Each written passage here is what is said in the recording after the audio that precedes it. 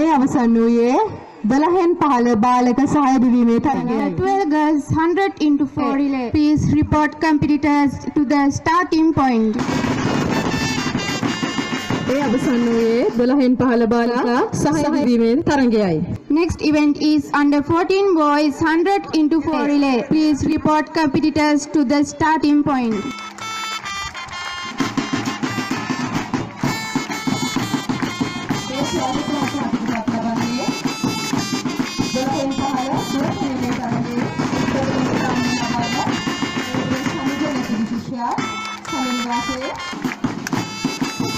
මේ ආරම්භ වූයේ 14න් 15 බාලිකා සහාය දිවීමේ තරගයයි.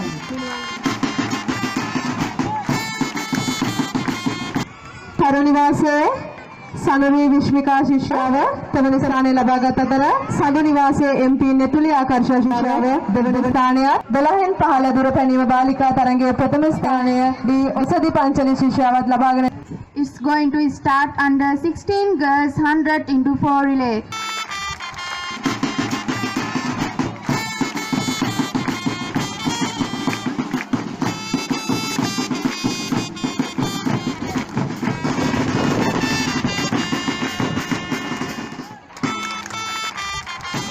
මේ ආරම්භ වෙන්නේ 18න් 15 බාලිකා සහාය දිවීමේ තරගයයි.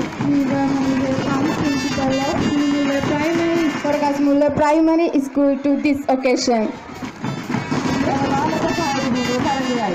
Now I invite our primary sisters and brothers to present the due respect.